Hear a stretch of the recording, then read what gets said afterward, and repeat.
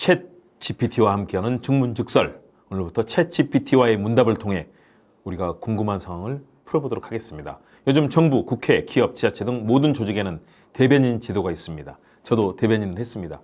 한국기자협회 대변인도 했고요. 경기도 대변인도 했고 여러 군데서 대변인을 했습니다. 주요한 현안 상황을 언론과 국민에게 전달하고 소통하는 것이 대변인입니다. 대변인 업무를 어떻게 하면 잘할 수 있는지 요즘 많은 사람들이 관심을 갖습니다. 진심과 최선, 정말 다 해야 되겠죠. 유능함, 또 언어 능력, 모든 게 중요하죠. 대변인에 대해서 한번 살펴보겠습니다. 그것도 최첨단 인공지능 챗 GPT와 함께합니다. 안녕하세요. 김국TV 시사도민고 김국 교수의 이슈 힘차게 출발합니다. 많은 관심, 응원, 참여, 좋아요, 댓글, 공유, 구독과 알람 설정 부탁드립니다.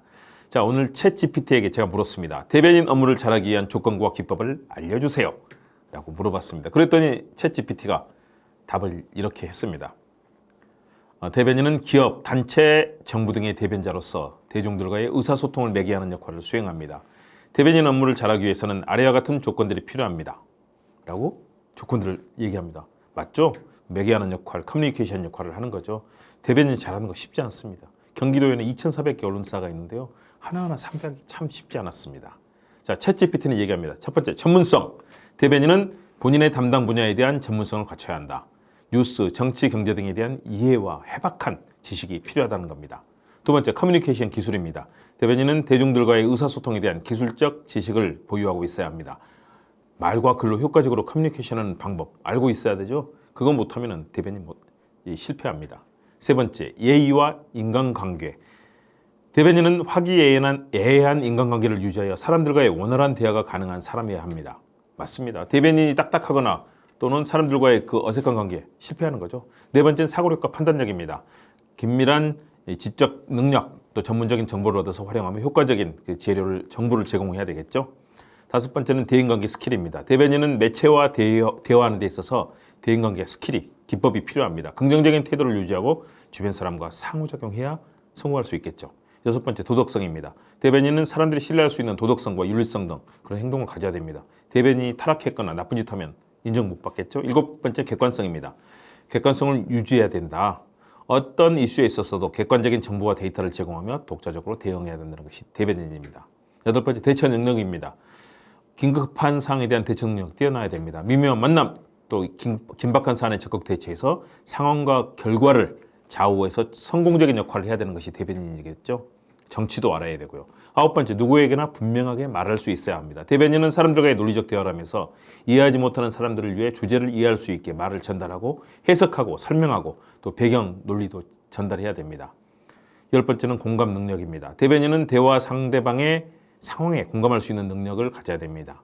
하지만 대변인의 입장을 강력하게 대표하고 또 대변하고 말할 수 있는 그런 능력도 필요합니다. 상대방에게 공감하면서 동시에 내가 얘기하는 논리를 설득해야 되겠죠. 맞는 얘기죠. 전문성, 커뮤니케이션 기술, 예의, 인간관계, 사고력, 판단력, 대인관계 기술, 도덕성, 객관성, 대처 능력, 분명한 말하기, 공감 능력, 챗 GPT, AI, 인공지능이 말하는 10가지 매우 중요한 대변인 요소입니다.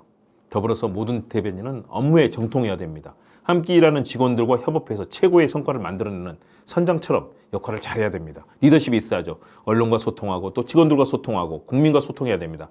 언론과 직접 소통하기 위해서 만나거나 언론인들을 만나거나 SNS 등 다양한 이 경로를 통해서 이해 설득해야 되고요. 신뢰를 가져야 되고 진정성, 열정, 균형 감각 이런 것들이 핵심 요소로 작용합니다. 그리고 이런 소통을 통해서 많은 성과를 내야 됩니다.